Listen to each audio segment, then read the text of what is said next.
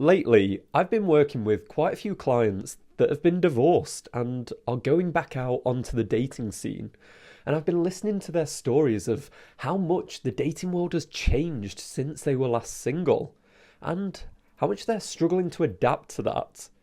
So, in this video, I want to break down 4 don'ts for any man who has been divorced and now is starting to restart his relationship life. Firstly, don't believe the fear-mongering. If you were in a relationship, maybe you were married, during that period where it seemed to be like everything a man does was subject to being Me Too'd, that any approach was unacceptable, and there was this almost war zone going on between the genders. And if you were sat on the sidelines for that, watching article after article come out, well, by the time you're now entering that world again, it seems terrifying. It seems like anything you could do, you could step on a minefield at any time. Well, I want to make the point that it's simply not true. There is so much fear-mongering around this idea of speaking to a girl or making an approach, at least just making your desires known. But I think they're completely unfounded. And I think this puts off way too many guys from ever putting themselves out there due to this fear, due to the fear-mongering that's gone round. Basing this off 77% of girls aged 18 to 30 wish they were approached more. Girls are genuinely lonely, and I speak to these beautiful girls that are upset because no one ever speaks to them. Do you know who does speak to them? It's this like a really small window of these like hyper extroverted, arrogant guys that aren't very nice to talk to, who go over, and that's all they get to experience of the sort of male species. And we let ourselves down because we're unwilling to sort of represent who we could be. So if you're in this category of like, oh my God, I don't know that I can speak to girls anymore, things seem to have changed, what if I get arrested? Well, I found another stat that only 1.8% of girls have ever reported an approach or something a guy did to the police. And you know those guys that are in that 1.8%? They really were bad guys. They definitely deserve that because they were doing the above and beyond. No girl has ever reported a guy for going over and saying hi. So the first don't I want to put out there for any guy that is divorced is this. The world of dating is still the same. People still want to speak to you. We're just a little bit more scared. We're a little bit less socialized, and people maybe need that extra little bit to warm up to you, but they do want to speak to you. Don't believe this myth that it's now men versus women and you're not allowed to ever approach someone, because it's simply not true. The second don't I have for divorced men going back onto the dating scene: don't jump straight to trying to find a romantic relationship. Look to fix your social and friendship relationships first. One of the worst things that happens to a guy when he's been in a relationship for a long time is the disconnect he starts to have with his social groups, that because he was so invested in the relationship and that male friendships were just not as good at maintaining them, often this has meant that he's come out of that relationship and he's truly alone. His friends that he knew, either he's not in as much contact with them, or they've got families of their own and they're just not available as much. And what this might lead a guy to do is to try and just skip over the friendship phase and just find another person to settle down with and have a relationship with. But I promise you, this is a mistake. One of the bedrocks of being an attractive guy that's able to be comfortable and confident in himself is having a network of men around him that can support him and that he can socialize with, so his entire being isn't resting on this one other person.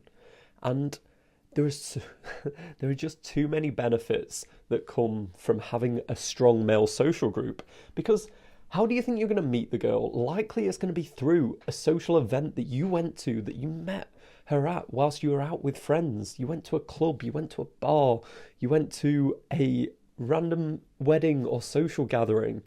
It's still one of the best ways to meet people is to be out with your social group. And then when you're in the early stages of a relationship, it holds you back from going all in and coming across needy if you have this life with these friends where you do stuff with them. And I know it's difficult because male friendships are different to female friendships. So the reason men's are more difficult to maintain is because our friendships are mainly based around doing things together, shared purpose, shared goals, and that requires us to leave the bloody house and do things. That's why men who play for the same football team or go watch the same football team or enjoy fishing together or just doing any sort of association, any club, any gang together is what brings men together. They can't just, oh, I just speak to Kevin over text every couple of weeks. It's not the same for men. We don't get that same exchange of emotions. So first and foremost, don't try and jumpstart straight to the romantic relationship. Set that bedrock. Start finding men that you can bond with and have good relationships with. And it will be incredible in terms of your ability to then push on from that. And then when you meet a girl, she's going to feel that you're comfortable and that you have a great social life. The third don't go on Tinder. Oh my God, if you wanted the fastest way to destroy your mental health as a guy, go on Tinder. It'll do it in an instant. And because you are out of that realm, you might be looking at it of being like, oh, well, these weren't really that popular before, but they look so convenient. All I do, I sit on my arse. I can watch the football and just swipe on girls. Why would that not be amazing? That seems so convenient. Well, like most things in life, anything worth having is usually worth putting in a bunch of effort for. And the fact that it's convenient leads you to getting awful results. And it leaves you rejected and demoralised by the fact that the average guy on Tinder only has a 1 in 115 chance of getting a like from a girl. That is abysmal. And Tinder is the worst of the dating apps. That's why I'm highlighting it the most here. And I also want to bring it up because if you're new to going back into the scene, you'll just think Tinder, most popular. Why would I not go for that? Well, Tinder is by far the worst. The demographics on it are something like, in the UK, 85% male. So your competition is sky high for a small subset of girls. You will not feel good about yourself. And if I'm brutally honest, the quality of girl you meet on there, you're not going to be satisfied with. Through my life, when I was younger, I've had spells being on dating apps and I've never been as satisfied with the relationships that came out of that. The best girls that I've ever met have always been in person.